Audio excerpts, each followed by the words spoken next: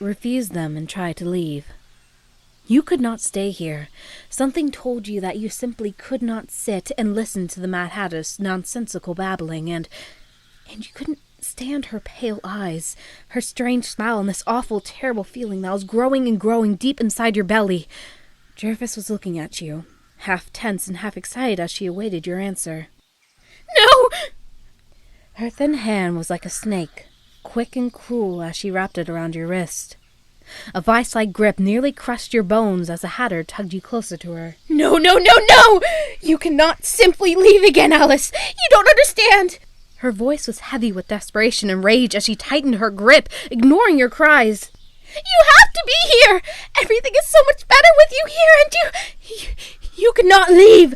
You must play the game, dear Alice! A twisted smile came upon the Hatter's face, a wild and excited and mean little grin. Yes, you must play the game, Alice. We all must play the game. Wrenching your hand away from her python grip, you nearly stumbled over your chair from the force. Steadying yourself by snatching hold of the tablecloth, crumpets and cakes and teacups fell into crumbs and shards as you backed away from the Hatter. You screamed at the Hatter, telling her that you didn't have to do anything. She stood up, towering over you as her chair crashed upon the soft grass. Pale eyes were full of anger, a wild and terrible look coming upon her. Yes, you do. We all play the game, Alice. She came closer, and you backed away. And when she made a move as though she was going to grab you again, you ran.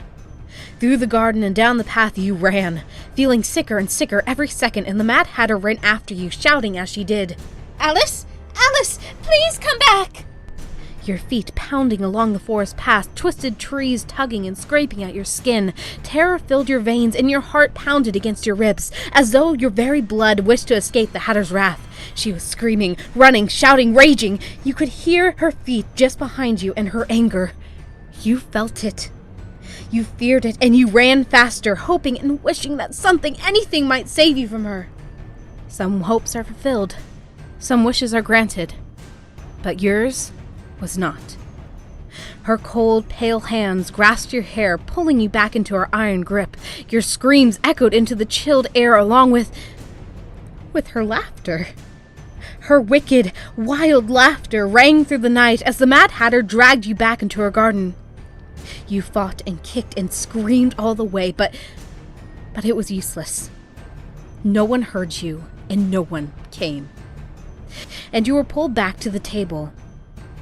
The Mad Hatter was babbling angrily, sometimes mumbling and sometimes screaming, and you only caught bits and pieces of her rambling rant.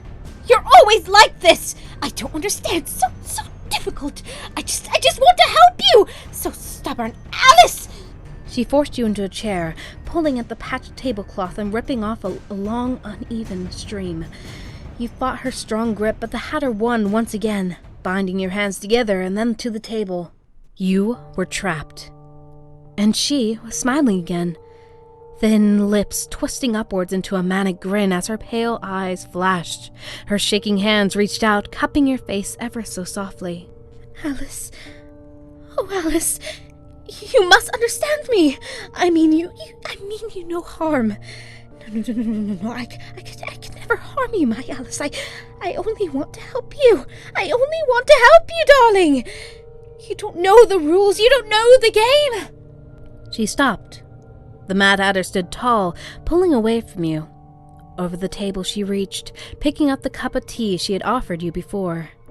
Though you pulled and tugged at your bindings, you were unable to escape. And the Hatter, she didn't even notice. Your fighting, your pulling, your screaming and crying, she saw none of it. She was mumbling again, talking to herself quietly and quickly, and you heard none of it. Except for one little bit. Everyone must play the game. And then she was forcing your mouth open, pouring the too sweet tea down your throat. You fought and choked and screamed, tea bubbling from your lips but still streaming down, down. Oh, Alice, be a good dear, please. She kisses you, forcing your mouth closed and the tea down your throat. It burned and bubbled, and you were tired and sick, the world spinning wildly around you. Everything became blurry and then dark, and then the Hatter, she was smiling, and her smile was the last thing you saw as the darkness swallowed you whole. You are sour, Alice. Your choice made the Mad Hatter unhappy. She's sorry that she was rough with you, but you were being rather difficult.